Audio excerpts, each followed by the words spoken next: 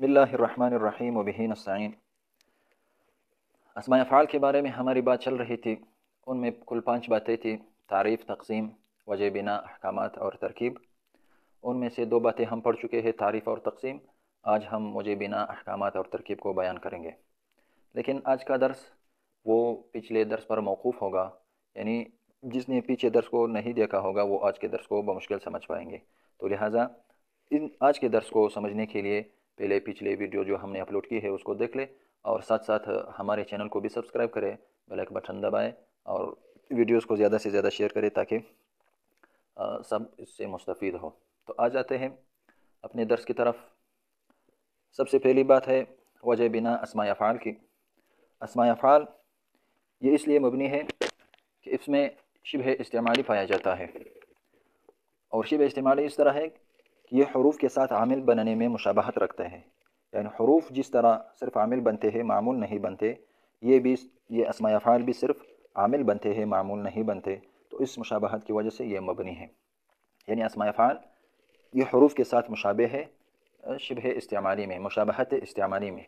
यानी जिस तरह हरूफ इस्तेमाल में सिर्फ आमिल बनते हैं, जैसे हरूफ जरा, हरूफ आमिला में फिर आएगी ये सब बातें। तो जिस तरह हरूफ इस्तेमाल में सिर्फ आमिल बनते हैं, मामूल नहीं बन सकते, तो इसी तरह अस्माए अफ़आल जो है वो भी सिर्फ आमिल बनते हैं, मामूल नहीं बन सकते। तो ये उसकी मुशाबहत है हरूफ के साथ। दूसरी बात है अस्माए अफ़आल की अहकामात।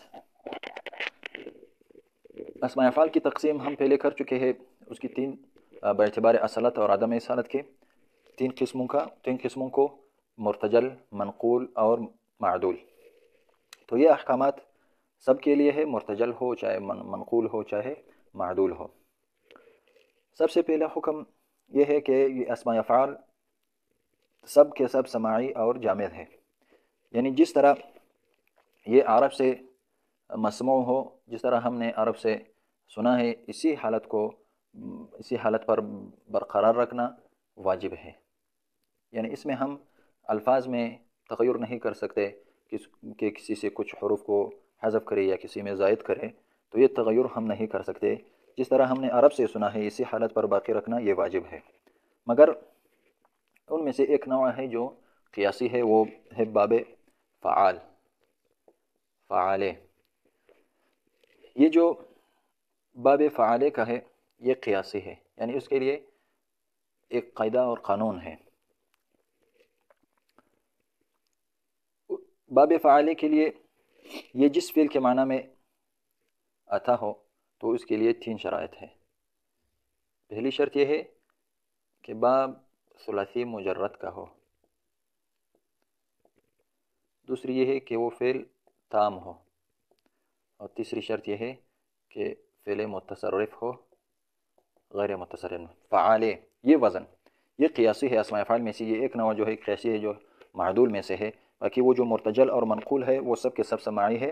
मादूल में से एक नवा जो है वो क़ियासी है। लेकिन उसके लिए 3 शराइत हैं। जिस फ़िल के माना में ये फ़आले आएगा उसके लिए ये 3 शराइत है। बाब सुलासी मुजर्रद का हो, यानी मज़ीद और रुबाई वग़ैरह ना हो। फ़िल ताम हो, यानी फ़िल नाक़िस ना हो। और फ़िल मुतसर्रिफ़ हो, यानी मुतसर्रिफ़ का मतलब जिसकी गर्दाने आ सकता हो, जैसे ज़रबा यज़रिबु, नसरा यंसुरु वग़ैरह।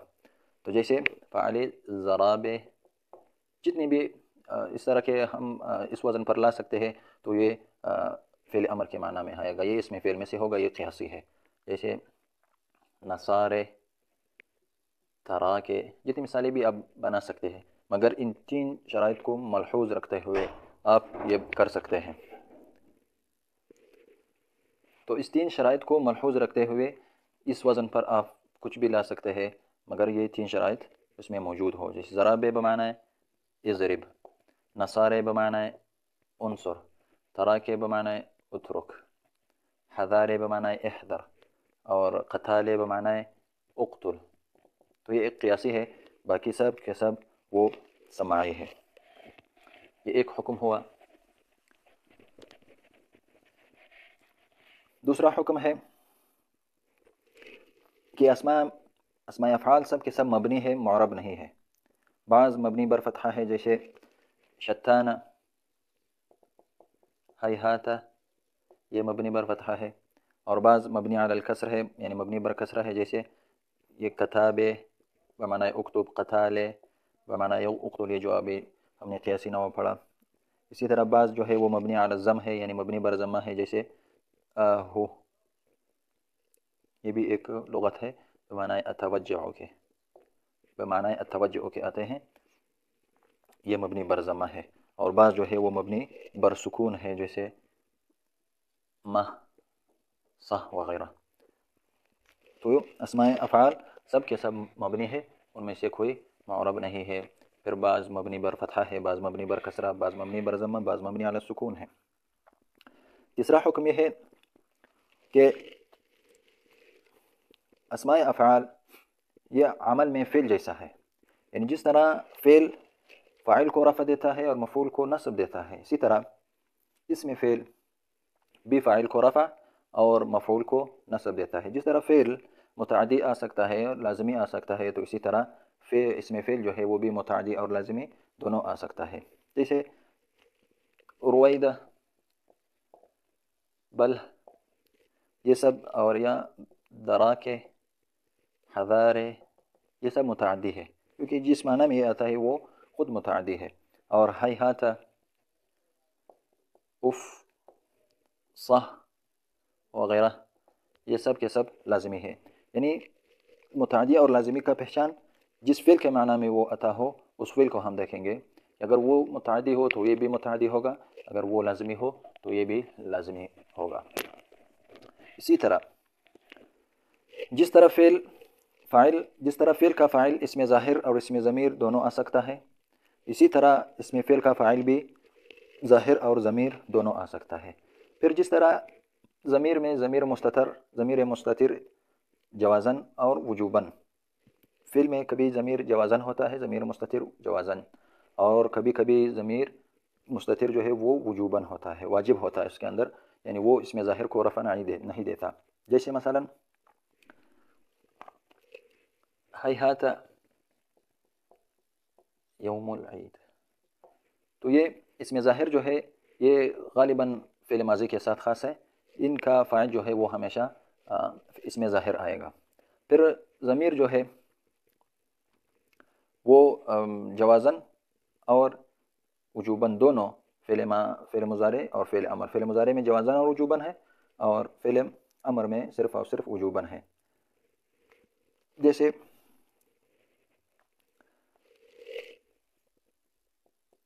दरा के या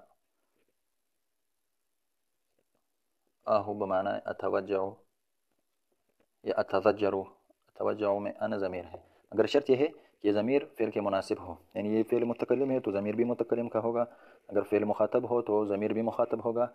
दरा के या तरा के माना उतरुक, इसमें ज़मीर अंत है, अंत ज़मीर मुस्ततिर वाजिब है, तो इसमें भी वाजिब है, और अंत फ़िल अमर के साथ भी वाजिब है। पांचवा हुक्म यह है कि इसमें फ़िल के मामूलात उस पर मुक़द्दम नहीं हो सकता। जैसे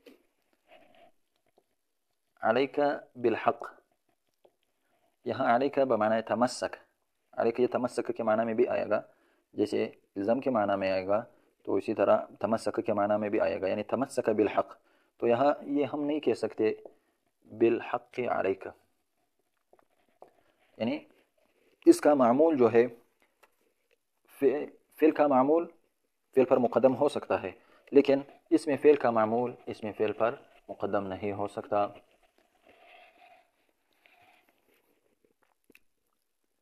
छठा हुक्म यह है कि इसमें फ़िल के साथ नून ताकीद वो मुल्हक़ नहीं हो सकता, इसी तरह नून विक़ाया जो है वो भी मुल्हक़ नहीं हो सकता, कभी भी मुल्हक़ नहीं हो सकता। और सातवां हुक्म यह है कि इसमें फ़िल मा फ़ाइल, इसमें फ़िल प्लस फ़ाइल, ये दोनों जो है ये बमंज़िला जुमला फ़िअलिया के हैं। ये दोनों जिस तरह जुमला फ़िअलिया की जितनी भी अहकामात है, ये इसमें फ़िल प्लस फ़ाइल, ये दोनों बमंज़िला जुमला फ़िअलिया के हैं। जुमला फ़िअलिया सिफ़त बन सकता है, जुमला फ़िअलिया ख़बर बन सकता है, जुमला फ़िअलिया हाल बन सकता है, जुमला फ़िअलिया सिला बन सकता है। तो इसमें फ़िल भी जितने अहकामात जुमला फ़िअलिया के लिए है वो इसमें फ़िल माल फ़ाइल इसके लिए भी आ सकता है।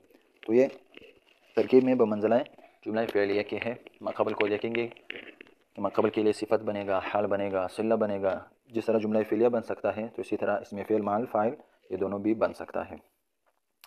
اور 8واں حکم یہ ہے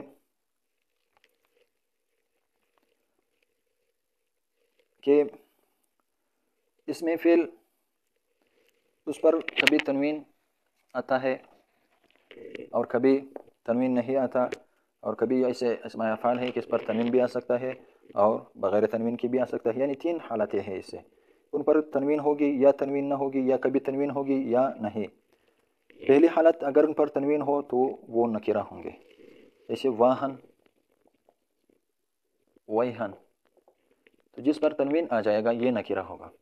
اور اگر ان پر تنوین نہ ہو تو وہ معرفہ ہوں گے، جیسے شتان، سرعان وغیرہ.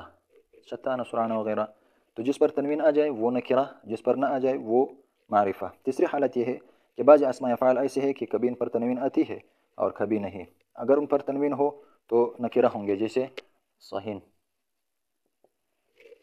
اگر تنوین بغیر تنوین کے پڑھا جائے جیسے صح، لیکن پھر معنی میں فرق ہوگا. صح یعنی اسکت، خاموش ہو جا. یعنی ابھی جس کلام سے آپ گفتگو کر رہے ہیں اسی کلام سے آپ خاموش ہو جائیں، تو کلام خاص سے خاموشی کے لیے صح آتے ہیں. اور صحین یہ مطلق کلام، جو بھی کلام ہو، یعنی کل کلام سے آپ خاموش ہو جائیں، چاہے ابھی ہو یا آنے والا ہو یا جو بھی ہو، اس سے صحین یہ تنوین تنکیر پر دلالت کرتا ہے. یعنی کل کلام سے آپ خاموش ہو جائیں. تو اس سے بھی پتہ چلا اسم فعل کا کہ اسم فعل کو اسم فعل کیوں کہا جاتا ہے. یعنی اسم فعل کو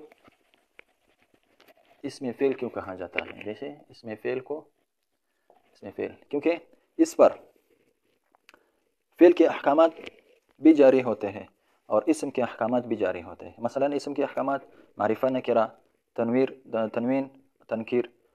تنوین اور بغیر تنوین، تنوین اسم کے ساتھ خاص ہے، اور تنکیر، معرفہ، نکرہ یہ بھی اسم کے اقسام ہیں. تو اسم فعل پر اسم کے اقسام بھی جاری ہوتے ہیں، یعنی اسم کے احکامات بھی جاری ہوتے ہیں اور فعل کے احکامات بھی جاری ہوتے ہیں. وہ معنن فعل ہوتا ہے. جس طرح فعل فاعل کو رفع، مفعول کو نصب دیتا ہے، اسی طرح اسم فعل بھی فاعل کو رفع اور مفعول کو نصب دیتا ہے. اور باقی جس طرح جملہ فعلیہ مطلب وہ صفت، حال اور صلہ وغیرہ بن سکتا ہے، تو اسم فعل مع الفاعل یہ بھی صفت، حال وغیرہ سب بن سکتے ہیں. تو اس کو اس لیے اسم فعل کہتے ہیں کہ اس پر اسم اور فعل دونوں کے احکامات جاری ہوتے ہیں. اس کو اس لیے اسم فعل کہتے ہیں.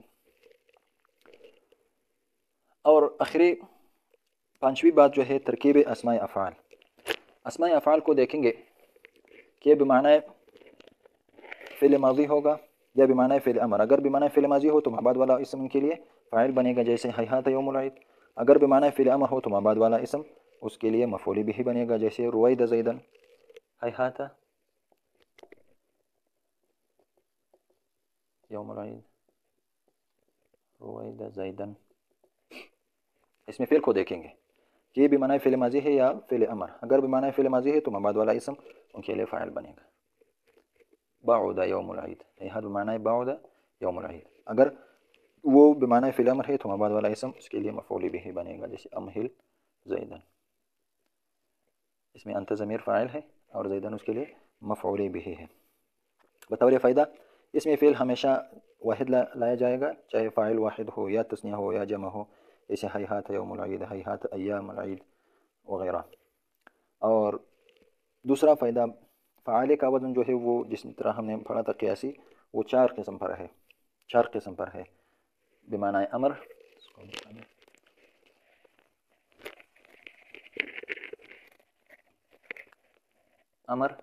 امر کے معنی میں بھی آتا ہے، جیسے نزالے وغیرہ. اور مصدر کے معنی میں بھی ہے، فجار معنی فجور، فجور کے معنی میں ہے. صفت کے معنی میں بھی آ سکتا ہے، جیسے فساقے یعنی فاسقہ، فاسقتم کے معنی. اور مؤنث کے لیے عالم بھی، جیسے چوتھا ہے مؤنث کے لیے عالم یعنی نام، جیسے قطامے، تمارے وغیرہ. تو اس میں فعل اسماء افعال میں سے صرف یہ ایک ہی قسم ہے جو بمعنی فعل امر آئے گا، وہ اسماء افعال میں سے ہوگا، باقی جو ہے یہ اسماء افعال میں سے نہیں ہے۔ جزاکم اللہ خیرہ۔